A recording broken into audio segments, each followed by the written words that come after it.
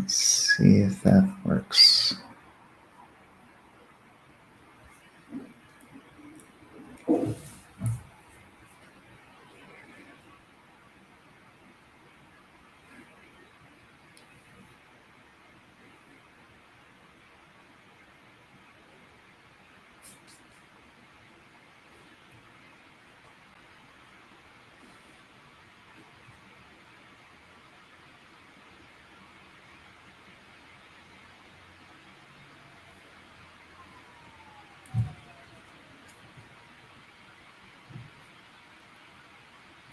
How about that? That works. Okay. So I had to mute myself, stop my camera, then unmute and restart my camera for that to work. Weird. Yeah, that is weird. Yes, StreamYard has got some peculiarities that we'll have to work out off session, but we'll see how it goes today. Okay. Hold on. Say, okay. It's some weird shit in my background. Okay.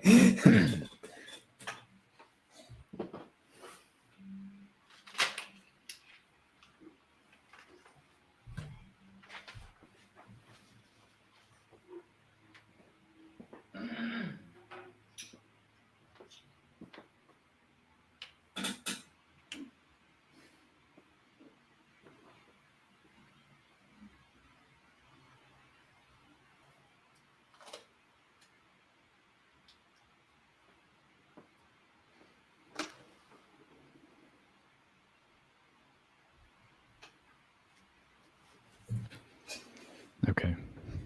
All right. Are we ready?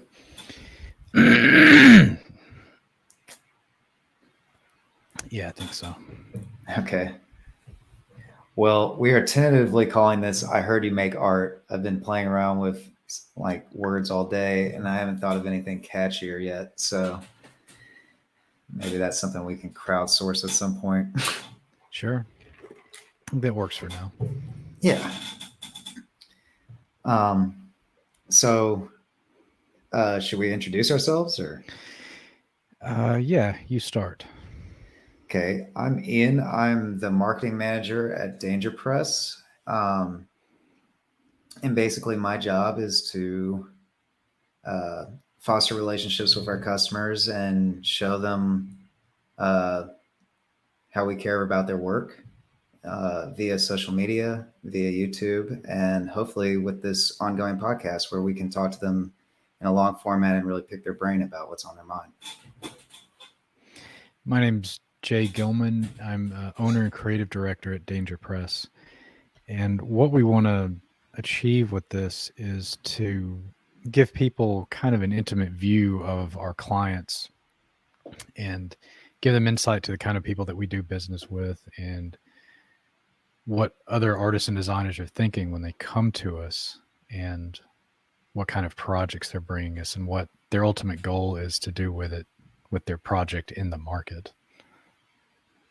Yeah, we're kind of like the last leg of design in that way because generally by the time you get to the printer, the design is complete, the project is already in mind, and we're responsible for uh, basically tending to the merchandise itself and making sure that it's true to the artist's vision. Yeah, that's right. And a lot of times when people create something, they don't necessarily have the end product in mind, right? Like we have artists who will daily post something that they've drawn or something they've illustrated, and they didn't have in mind that it should end up on a shirt or be a sticker somewhere or on a billboard or whatever. And there is kind of a process that people have to go through between creating something with their hands or on a screen and it becoming something quote unquote real in the world. And we're part of that process. What we want to give people more insight to is when they go through that process, what happens? What does it look like? And when people are involved in that process, what are they doing? So we want to talk to artists, we want to talk to designers, we want to talk to other printers, we want to talk to people who do marketing. All these people are integral parts of that process. And when you're doing a design or you're doing some kind of illustration, you might not ever think, when I make this line, how's that going to look on a billboard? Or how's that going to look on a t-shirt? But eventually that line will, hopefully, if you're successful with what you're doing, will end up printed somewhere. So we want to give people insight into that process and how things work after they leave the artist or designer. Yeah, and it's important to remember that outside of the digital space like the internet, um, printing and reproduction of artwork is generally the best way to distribute it, rather than buying like the original painting or the original drawing itself. The reproduction of this artwork is what makes it viable as a business for a lot of our customers, and that's what we hope to accentuate by doing something like this. Absolutely. I know that when I was in school,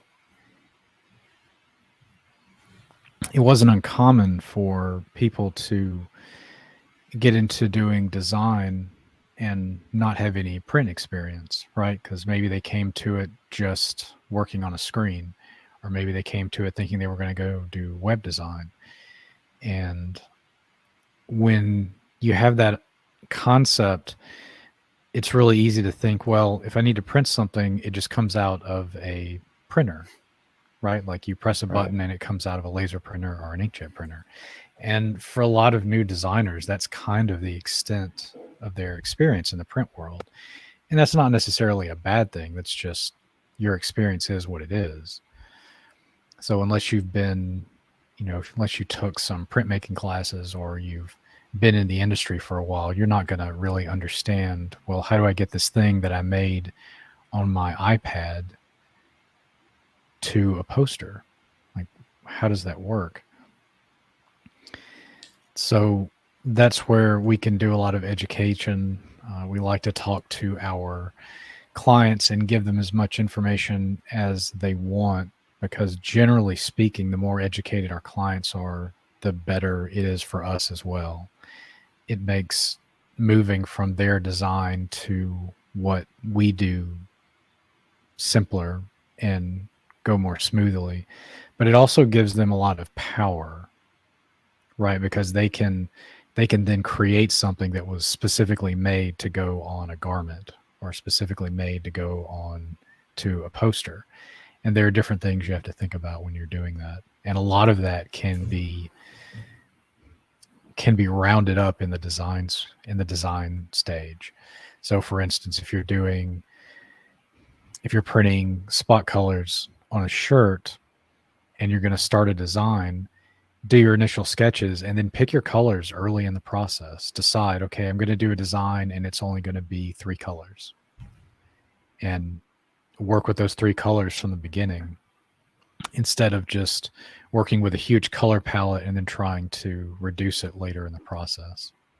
Yeah, we do. I think that a big thing of what we do to help designers is we give them a practical knowledge to understand how their art is eventually going to be translated.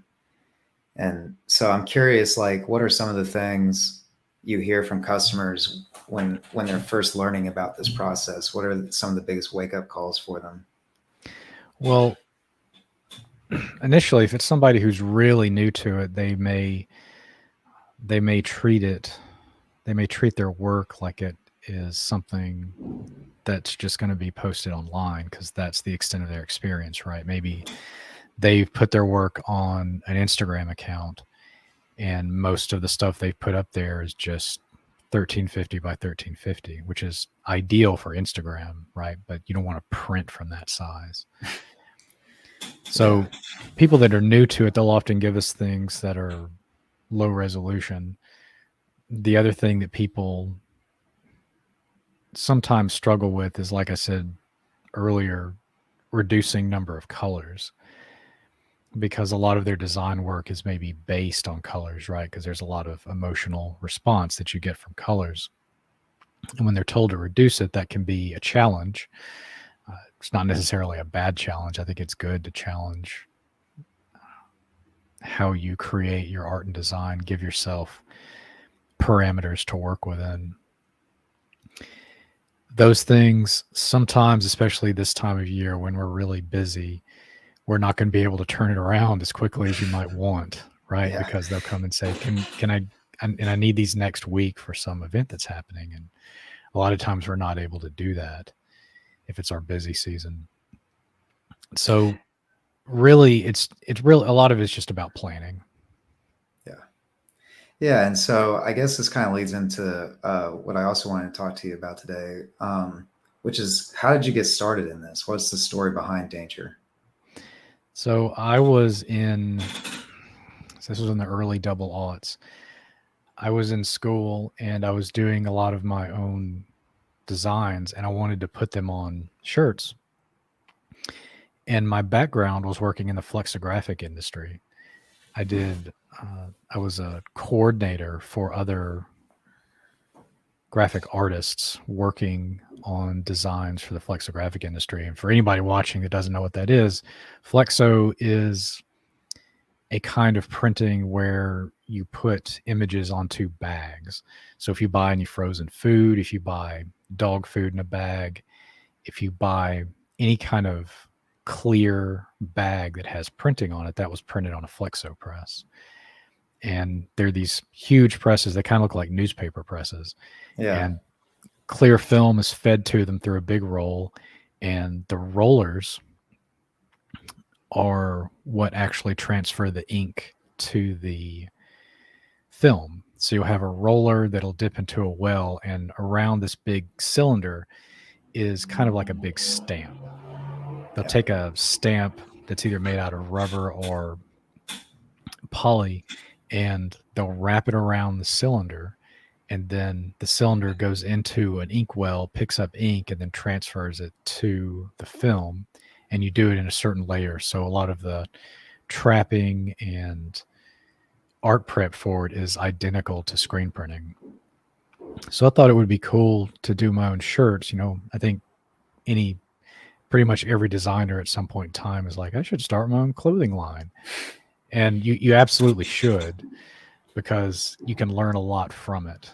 And it's fun. And it's a cool way to create something that's completely yours, which is something I want to talk about later as well. Okay. But when I was doing that, I remember talking to screen printers before I knew anything. And I would say, you know, I found this shirt that was really expensive, but the fabric was soft. The ink wasn't real bright, but it was breathable, and they kind of pushed the print up onto the shoulder and then it ran off the hem, and it did a lot of cool stuff, and I'd like to do some of that. And the printers that I talked to said absolutely not. They basically said unless it's within a certain area front and center on the shirt, we're not going to print it. And you have to use a specific kind of ink that we run in our shop. So that was disappointing. And I thought, well, I know you can do it. Why don't you want to do it? And they just said, you know, it wasn't worth their time for such a small run. And they didn't want to deal with the headache of having to print in weird locations on a shirt. So after hearing that a few times, I just started looking into doing it myself. Mm. Right. Like there's a long history of DIY with people in different industries. Around that time, I also started working in the music industry, which has a huge DIY component to it. Definitely. So that just kind of pushed me on to produce my own clothing designs. And, you know, it's slow and a little painstaking if you don't know what you're doing. There's a lot of trial and error, right? Like you're going to you're going to make a lot of mistakes, and you just have to accept that. And, you know, accept that you're going to have to burn screens multiple times, and, you know, maybe you're not curing the ink right or whatever. Ian has a long history in screen printing, so he knows all about this. But for you guys, screen printing is not easy. It's fun. It's a lot of fun. So that's kind of what drives people to get good at it, is that they can do it and it's fun, and it's really exciting to see this thing that you made appear on all kinds of three-dimensional objects. Really, you can print on anything that's flat. Yeah, there's a And certain kind of power that comes with it. It's like the means of production is literally in your hands at that point. it's true. Yeah, and you can do anything. And the other thing I'll say about that is that having expensive presses and a big space to work in doesn't necessarily mean that you can make better stuff.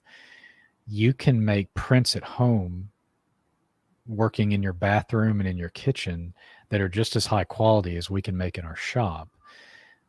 The real difference is speed and production. You know, we And can consistency, yeah. and consistency. That's right. We can print a lot of things quickly at a certain quality level that you're not going to be able to do one at a time at home. But you can get a lot of firsthand experience doing that. So I realized that, which was really exciting for me for the reasons you just said, because you have production in your hands and you can control every aspect of it as long as you're willing to learn and waste time and money Yeah. learning the process. Yeah. So I did that, and in the company that I worked for, there was a lady named Ruth, and she was doing sales, and she was really great, and I had a lot of good experiences with the sales side of working in a company, which was kind of new to me. I'd worked with salespeople before, but not in the music industry. Hmm. But she knew a lot of people in other record labels around town. And one day we were going to a bar to see an artist play, and at that bar was somebody that she used to work with. And she said, you should talk to this guy. He's also doing screen printing at home. I used to work with him, and I think you guys would have a lot to talk about. And dude's name was Ed. So we sat down and we probably had a 3-hour long conversation. Wow. Because at that time I didn't really know anybody else that was doing screen printing on their own. It was all, this was back in 004, and screen printing wasn't as well known then as it is today. Back then you had to go into forums and talk to people, and if you got lucky you could find somebody who was doing it professionally that would talk to you, or maybe you could find somebody that was selling equipment that you could talk to and get to know them. And I came away from that conversation learning a lot, because Ed was kind of in the same place that I was, but he had a sales background and I had a design background. Hmm. But we were both dealing with clients printing out of spaces. He was printing out of a basement with the label he was working for, and I was printing out of my garage. So that was a good talk. And then we left, and I didn't think anything of it. I just kept printing. And then one day he called me. We exchanged numbers. He called me just out of the blue. Sorry about that. All right, we can edit that out. All right. So we exchanged numbers, and then one day, 2 or 3 weeks later, he just called me out of the blue and said, "Hey, I'm in the middle of a job, and a piece of equipment that I have stopped working." It was a flash. Hmm. So at the time he was carrying shirts with his flash, and he said, "My flash stopped working. I'm right in the middle of the job. Do you have one?" And I said, Oh, "Yeah, I man. do." And okay, can I borrow it? I know you don't know me. We only talked for a little while the other day, but I promise I won't run off with it. Is it cool if I come by and get it? And I said, "Yeah, man, absolutely." So he came by, picked it up, and then the next day or a couple days later, he brought it back and was extremely grateful, right? It's like, you really saved me here. This let me finish the job and get everything back to the client when we needed to. If there's ever anything I can do for you, let me know. I said, "Great." glad I could help. So a few weeks went by. Another friend of mine who lived in Baltimore at the time was moving to LA, and he was printing out of his garage at the time. And he said, I've got a press. I've got I think it's an 8-color press. Might have been an 8-color press. I'm automatically jealous of that. Yeah. So at the time, I think I was using a 4-color press. And he said, hey, I've got this 8-color press, but I'm not taking it to LA. If I want a press, I'll just buy one when I'm out here, right? I'm not shipping it across the country. Do you want it? And I said, yeah, I absolutely want it. And he said, okay, you can have it. It's yours. You can have it, but you've got to figure out a way to get it from Baltimore to Atlanta. And I said, okay, I'll look at some freight companies and see what they'll charge. And it was pretty expensive, but he ended up finding a freight company that would do a bundle run. I don't know what it's actually called in the freight industry, but what they do is they say, okay, we're going to fill up a truck to go from Baltimore to Atlanta, and whenever it fills up, we'll send it. But we don't know when that's going to be. So we'll just tell people that we've got a truck going in this direction. You can pay this much for this much space on it. And whenever it fills up, we'll ship it. It may be a few weeks, maybe a couple months, maybe half a year. We don't know. But it was really, really cheap. And at the time, they said, it usually takes 4 or 5 weeks for us to fill up a truck. So we'll give you a window. We'll give you a 6-week window that you can work with that it'll land in. So I said, okay, great. So I put up my old press for sale, and I had a guy message me about it pretty quickly from SCAD in Savannah, and he wanted to come up and look at it. I said, okay, that's great. So he came up during the end of the window that I told him, right? Because I was going to at least say, I'll risk having 2 presses here at once versus having no press at all, right? Worst case scenario, I'll just have to take it down and store it under my bed or something.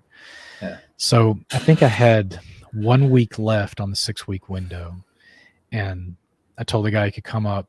He came up, liked it, bought it. We loaded it up into his truck, and he drove back to Savannah. So now I've got jobs booked, and I have no press, but I'm at the end of that window, right? So I've got a week for the press to show up. Well, the week goes by and the press doesn't show up. Of course. Another week goes by and the press doesn't show up. Okay. So at this point, I'm getting close to some deadlines that I told these people I would meet. And, when you're printing out of your garage, these aren't just clients. They're usually people personally. So a lot of times they're friends of yours. So it isn't just a client that you're going to disappoint. It's, your friends that you're letting down. Yeah. So I called Ed and said, hey, can I call in that favor and come and print this job on your press? I've got the ink, I've got the shirts, I've got everything I need. I just don't have a press. And he said, yeah, absolutely. I've been doing most of my printing at night because at this point we still had day jobs. Yeah. And so I print at night and I work during the day. So I went over to his place and he had a great setup, and I got there in the morning and I just printed all day long. And this was I think this was like an 800 piece order. It wasn't small. It was pretty big. How many colors? It was a 2-color front. It was white and red on the front and then white on the back. So it was a 2-color. It was black shirts, 2-color red and white logo on the front and a white color on the back. And you have to send that white around twice. So it's like, yes, like 2,500 prints in reality. Yeah, it's a lot. So, but I worked at it all day, but one guy on a press all day, you're going to be on there for a while. So Ed came down after he was done working and said, wow, you're still working on this. And I said, yeah, I want to get it done as soon as I can. He's like, well, I'm not going to just stand here while you're printing. Let me help you with it. So he helped me print it. We got it done. And I was extremely thankful because I could actually got that job delivered before I told my client that I would, which was great. That was really great that I could just take it to him early. And I said the same thing he said to me, that look, you really saved me here. If there's anything I can do for you in the future, let me know. And he said, well, actually there is. Right now I'm trying to process some artwork and I don't know how to do it. Like I need to set it up to print and I don't know how to make the color separations. Like he had been doing them by hand, maybe on a photocopier or something like that. Wow. But he had gotten to a point where he was actually buying artwork from artists and using it in his clothing line. And he said, and they've given me these files that are professionally produced, but I don't know how to take that and turn it into separated artwork. I said, I can absolutely do that. Let me go look at it. Yeah. So I went through all the files. I think it's probably like 4 or 6 files or whatever. And I color separated all of it for him, put registration marks on it, got it all ready to go. And then I helped him print it. So nice. He did that, made the screens, and then he came back and said, we're going to print it or whatever. And I was like, I can help you do that. So that just kind of went back and forth for a little while. And eventually I just said, look, we work really well together. I'm not a sales guy. I don't do that, but you do. That's what you're really good at. I'm the art guy. And I think we can continue to work together and we can just print with each other. Why don't we make this official as a company? And we did. So our official first day of business together was November 1 of 2004. Cool.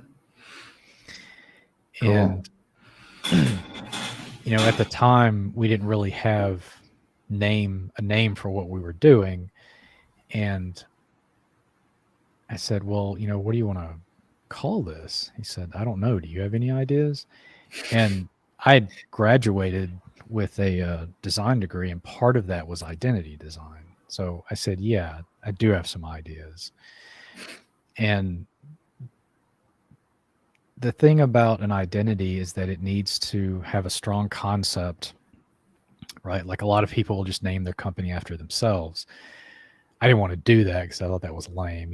We could have very easily been like, J.Gilman or, JG printing or whatever, something silly like that. Yeah. At the time, the really hilarious thing was, and no offense to anybody that named their company this, but Impressions was the name that everybody was putting on their stuff, right? Oh yeah, it hasn't totally died out yet. No, which is amazing because it's been a really long time. But it would be like the name of a city, Impressions, right? Like Philadelphia Impressions or Tucker Impressions.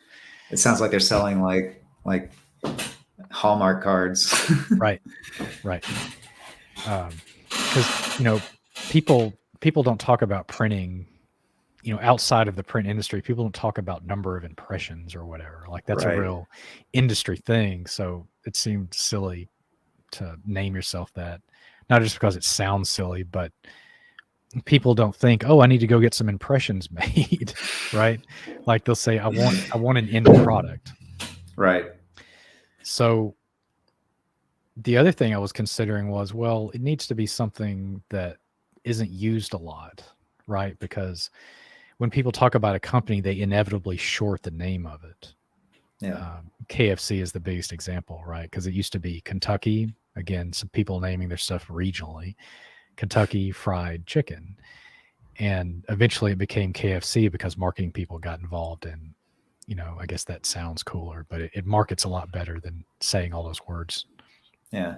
So it's inevitably going to get shortened. So you want to start with a short word. It's even better if it can just be shortened to a single word. And I was like, okay, well, what's the concept here? Because concept has to be really strong. You need to name it after something that means something, right? It has to have some kind of meaning to the state of what you're selling. I remember my father-in-law used to do professional photography, and he would consult with people, and they would come up with these ridiculous ideas for their company to do an ad for. And he said, I want to do an ad for my company, and it's going to be my daughter jumping out of a pile of leaves. And I laughed when he told me that, because that had nothing to do with his product. Yeah. Right? Like, it was just something he thought was visually interesting, but there's Right. no concept there. So concept is really important. And I thought, okay, well, why am I doing this? Because at the time, and it's still kind of the case, when you get a design degree, you either go into printing or you go into screen design.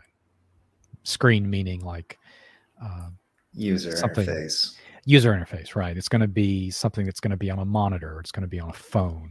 It's going to be, in some kind of console, right? It's transmitted light versus reflected light, which is what you Right. get in printing. So when you're a designer, you're not being paid to make art. You're being paid to solve problems. And you're being paid to solve problems with reflected light or with transmitted light. Those are your choices. And I've always liked printing because you get a thing. There's an analog side to it. There's ink involved. So I just liked the analog side of it. The early part of my life was spent in all analog things. So I kind of still have a love for analog stuff. So I went into printing, and I remember having this conversation in one of my classes where people were saying, well, I want to go into web design, so I don't need to learn about printing. And, print people said the same thing. A lot of them already had jobs where they said, I already work in the print industry, so I don't need to really learn web design. I would say that both of those statements are false. Right. That you need to learn other industries as well if you want to be a well-rounded designer. Yeah. Yeah. Especially if you want to be the designer. Right. And you never know what position you're going to be in, where a lot of times, if you even touch a piece of artwork, you become the guy in your company that deals with everything, right? So, for instance, if somebody does hire you to do web design in a company, or you do design for social media or whatever, people are going to be used to sending you artwork. And so in that company, you become the guy that everybody sends artwork to, because it's going to get posted on social media. It's going to end up on the website or whatever. So then one day they decide to print something. Maybe it's a billboard, maybe it's business cards or whatever. And somebody has to handle the artwork. Well, immediately you come to mind because you're the guy that all the artwork goes through. So now they're just like, just send it to the guy that normally does all of our web design. He'll figure it out. That's what happens in companies, and nobody tells you that. Yeah. So there's a good chance that if you think you're being hired to do one thing, you're going to end up doing something else as well, just because it's art related. So I remember thinking, okay, well, I need to make a choice here, because I have a background in printing, but maybe I want to do user interfaces somewhere, or maybe I want to do video. What does the future of that look like? And then I couldn't find one that necessarily had one future that was better than another, except for magazines. Even back then, we were kind of skeptical of editorial design. Mm-hmm. I really liked editorial design at the time, and I was really interested in it. I'm glad I didn't go into editorial design because, when was the last time you read a magazine? I was going to say, for financial reasons alone. Yeah. Editorial design is really great. They use a lot of classic Swiss design with editorial stuff, because it's columns and it's very organized and orderly. And I think that's what attracted me to it. But yeah, there's just not a lot of industry participation with editorial design anymore. It's all online. It has been for a long time. So I thought, okay, that seems risky. I'm not going to do that. I could go into video design. That seems to have a good future. But I didn't really like moving graphics that much. I liked I liked stuff that originated from pencils, which is, still work, Yeah. pencils and paint and things that, seem like real artist tools. So I was like, okay, well, I don't want to do video. I want to do something. I want to make still images. So that's still print and it's still online social media. What are the potential downsides of that? And I thought, okay, well, I know what the potential downsides are in the print world, because if you misspell somebody's name on a business card, or you misspell, a URL on a poster, which has happened to me before. I'm Yeah. not the one that misspelled it, but I am the one that sent it to production, not Uh, double checking the URL that the designer on the project had given to me. There's a lot that can go wrong, right? If you misspell something on a tweet, you can just delete it and change it and put it back up. Same thing with Instagram. If you misspell something or you post the wrong image, it's no big deal. You can just delete it and put up another one. Same thing with a website. You just go in and edit some code and everything's great. Well, it doesn't work that way with posters. If you send a poster to an offset printer and you've misspelled someone's Instagram name, that's it. It's done. You're yeah, going to you have to gotta. reprint it. Yeah, you just spent a few $100s on nothing. Yeah. Or, in most cases, thousands, Yeah. because you've got to re-engage the original artist. You've got to spend more time on press. You've got to rebuy all the paper. It adds up quickly. So mistakes are very, very expensive in print, and they are extremely cheap in screen design. Yeah. So I thought, okay, well, then that seems like you shouldn't go into print, because there's an inherent danger to it. Because what if you make a mistake and you've got to reprint everything? And I talked to some other people and they kind of had similar ideas, and that made a lot of sense to them. However, by that point, I had gotten 2 or 3 years of print industry experience, more than that actually by that point. Hmm. And my thinking was, well, I'm already good at this. I already know how to keep from making mistakes. I know that everything has to be double and triple checked. I'm good at not making mistakes on print. And that gives me an advantage that other people that are having to make this decision don't have right now. So given that I already had that edge, I decided to stick with print, even though it was more dangerous of a profession. Yeah, there's something alluring about that very element. Is Mm-hmm. the first time you actually put ink on a t-shirt, it's an awkward experience, but it gives you that sense of exhilaration that it could either go terribly wrong or you could make something that you're going to treasure forever. Yes. And the the act of making something permanent, it it's it's visceral, right? It can be really scary, but at the same time, like you said, it is very exciting, because you're putting graphics on a real thing. And you you almost are pricing in that risk taking when you go and print something. So I like that aspect of it. I liked that, already experienced what it's like to deal with that. And I said, okay, well, instead of trying to hide from what might be, a flaw in a career path, just embrace it. If you're going to start a printing company, admit that there's danger involved in that, and just call it what it is. Call it danger. Yeah. And that's what I did. I mentioned it to Ed. I said, this is what I'm thinking. Here's the concept. And I also like the letters in danger. Yeah. Liked all of them. Like that's another really important thing is, this is when you name something, it's going to have a name that you're going to look at every day, multiple times a day, and people are going to say it over and over again. And it's going to get to the point where it loses all its meaning, and all it's going to be left is these letter forms. Hmm. and you're going to see the letter forms all the time. And for people who enjoy typography, you should like the letters. And uh, R is my favorite letter, so I like that was on the end. D is a really strong character, and it's short enough that it would fit into a lot of spaces. And I just really like the word. Nobody else was using it.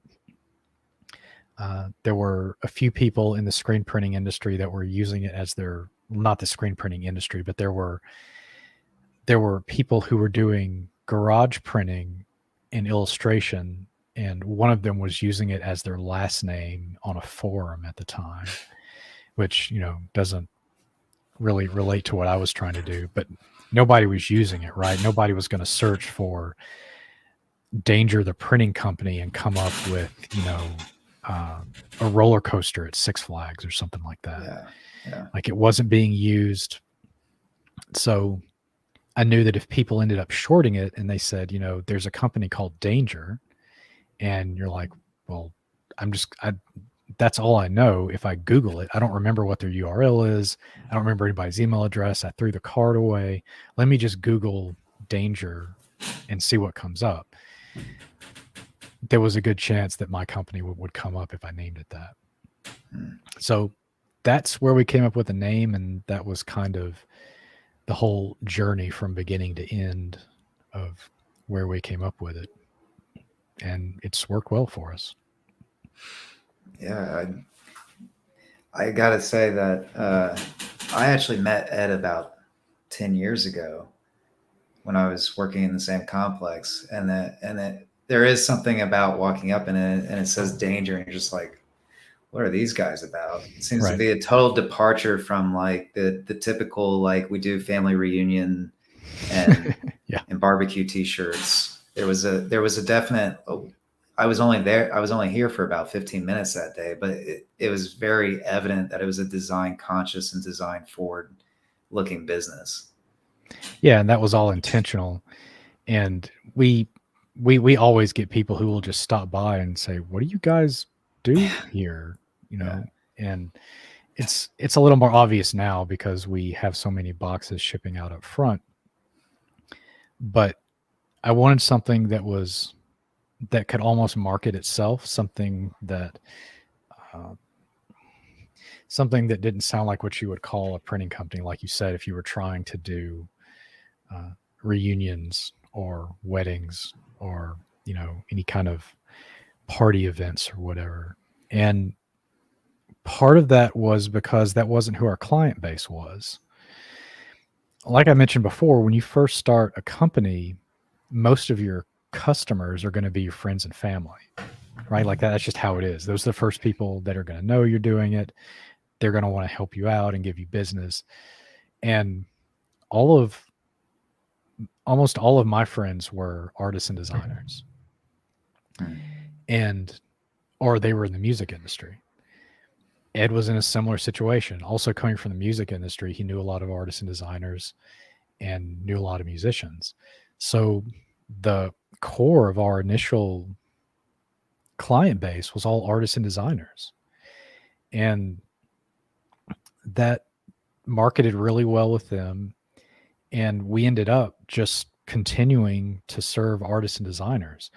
It wasn't really something that we ever set out to do. We didn't sit down and say, okay, we can't market to everybody, right? Because if we try to market to everybody, our efforts are going to be so thin that nobody's going to get enough attention. So who do we market to? There wasn't any of that in the early days. In early days, it was just, who do we know that's going to give us work? And it was all artists and designers. And that's we've just stuck with that because those are the people that we serve. Yeah, what's interesting about that is in the last 20 years, the screen print industry has changed a lot. It's become a lot more accessible to many more people, but you still don't see um, people taking the kind of risks in their sales department or in their marketing to really go after the more interesting fare that artists and designers have to offer. So, for me personally, it's it was always a challenge finding something that you actually recognize as something you would actually buy out of the real world, which is a total departure from when you get to Danger and it's like, gosh, every shirt is wearable here. Yeah, that was part of our that was part of what we wanted to communicate to people, is that we understand what artists or designers are going to try to do because we've tried to do it. We know that when you, and Ed can speak to this better than me, but we know that when you make something, it doesn't just sell itself. A lot of, you were asking earlier about some of the challenges that people come to us with, and one of the ones I just remembered is they'll come to us and have no sales plan at all, none. Yeah. And often they won't have a business plan of any sort. Their whole plan, if you want to call it that, is that they're going to print shirts and they're going to put them on a website. That's their Right. plan. And there's going to be some inherent demand for them. Right. I mean, yeah. I was going to say that we talked a little bit about this, but the act of getting your artwork in front of people and it's starting to sell, that really is something that takes a lot of grit, a lot of perseverance, and it has a negative connotation, but it is a hustle in a way. It is. And just like when I first met Ed and said, I like the idea of doing all this, but I don't want to do sales. I don't want to, I'm not a sales guy. Like there's not anything wrong with that. It's, you should know what your strengths and weaknesses are. And sales has never been a strength for me, but it's a huge strength for Ed. He's just a really good dude, and that comes through. He's just very genuine with people. And I said, this guy could be the thing that I'm missing. What can I do for him to make myself valuable to him? And he told me, how he handles sales, and he tells our clients how to handle sales all the time, because they'll come to us with no sales plan, right? Like their plan is they're going to put it on a website and post some images on Instagram. That's their plan.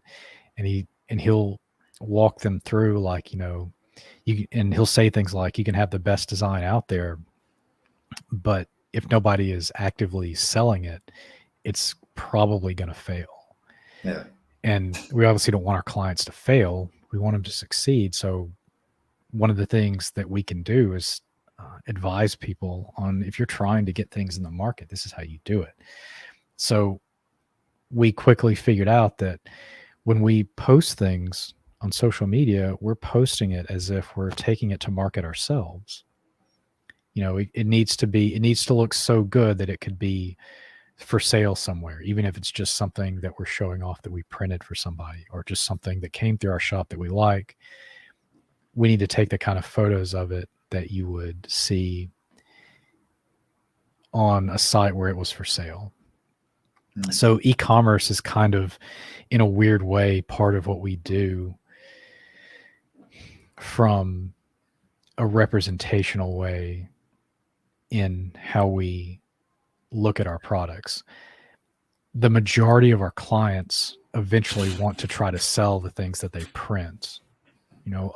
A lot of our clients, it's promotional, it's giveaway stuff, but most of our clients, they want to sell the things that they print. So if we can show them that we understand how to represent something in e-commerce, that hopefully shows people that we understand what the artist is dealing with, right? Mm-hmm. It's really easy to show a shirt on a press, or, show someone wearing a shirt smiling or whatever, but that's not typically how you sell things in the market.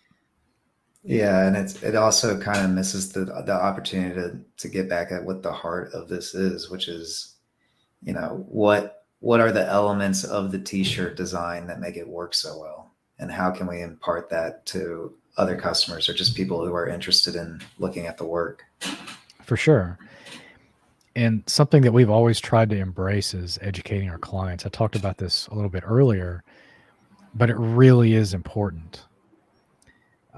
When I was when I was dealing with screen printers in the early days, so I used to work for a promotions company, and when we would deal with screen printers, we would send them the artwork, they would give us a quote, and that was it.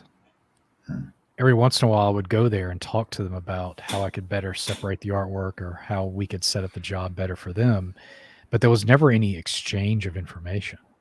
Right. It was basically the printer is on kind of a hilltop and has all this knowledge, and you've got to come to them, in Correct. yeah, you've got to come to them correctly, however they say, right? Because Yeah. they're in charge of all the knowledge, Yeah. and you've got to come to them and deal with them on their terms. Otherwise, you're not going to get your shirts. Well, that's just not the world we live in anymore. There's so much information online, and people are so they're so apt and able to go out and do their own research that they will. And Yeah. typically, most customers, what they will do is they will decide, okay, I need to get some shirts done. Let me do some research on that. And they'll go and do their own research online until they feel like enough of a authority on this to print their own stuff. Yeah. And at that point, they'll make a decision. So it's really gone from when you're talking about your company with potential clients, it's really gone from, you know, dictating to them the terms of your involvement with each other to a much more generous position of generosity from vendors to potential clients of information, right? Like, Yeah. here's the stuff you need to know for free. Here's how we're going to potentially print your shirt, and we're giving you this information for free. Here's the shirts that we like, and we're going to tell you all about that. Even though you haven't committed to do any business with us, we're going to give you information for free. That's what people Right. expect now. Yeah, and I think it gets back to the kind of the heart of the thing that makes, not just danger work, but it's something that I see with our customers. It's something that I see in our social media, and it's kind of what I've been hired to do is we maintain relationships with our customers in the community in such a way that there is that exchange. I mean, it goes back to like if I wanted to trace it back for danger, it goes back to you and Ed collaborating on how to get stuff done. Mm-hmm. And that conversation has just kind of expanded beyond two guys working at a press to really like a whole network of people trying to, get the best stuff made for them. Yeah, that's accurate. We tend to look at everything through a problem solving lens, Hmm. because that's my background, and that's what I expect in the company is that, you can really have whatever title you want. It doesn't really matter. At the end of the day, you need to be solving problems for our clients. That's what you're here to do. Whatever that problem is, we're here to solve that. So problem solving is a big side of it, and that's kind of that can be a rather nasty wake up call for designers when they think somebody is hiring them to make artwork, Yeah. and they are not. They are hiring you to solve problems. Yeah. Well, you always shoot for both when you're a creative, Sure.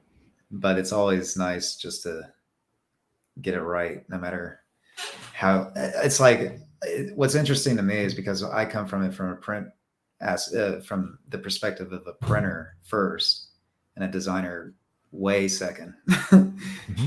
So it's it's fascinating seeing with you and Ed how you have that balance of perspective on it, and how it really creates this synergy that gives the room for these projects to be better than they probably would be if you just called Joe Schmo down the street who has a t-shirt printing sign out on his lawn.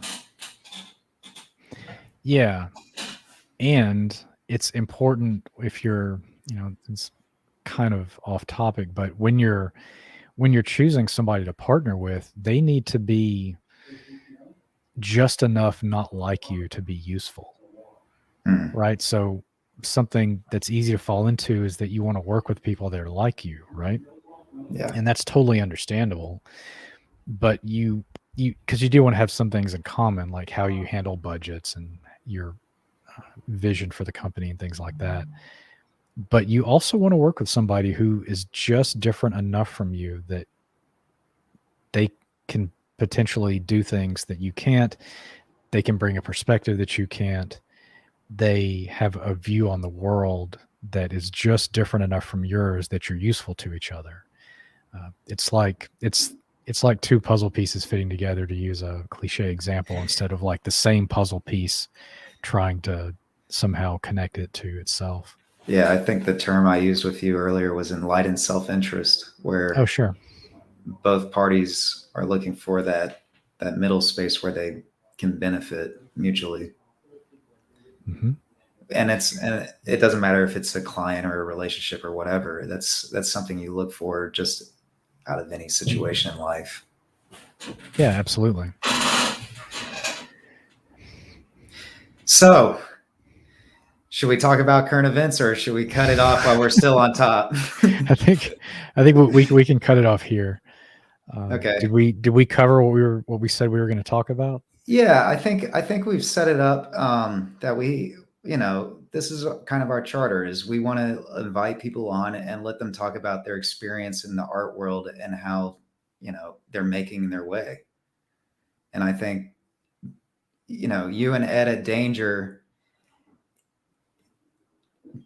what you've been doing for the last 18 years has made an impact, not just on Atlanta, but probably the entire country in some way, and how they think about screen printing. It's generally considered a pretty pedestrian trade, and it's not as well respected as some of the other crafts and arts, but it remains a super effective tool for businesses, for designers, for creators, and it remains the dominant form. The t-shirt and the poster remain the dominant form of self-expression through other people's work. Yeah, absolutely. There are there are a lot of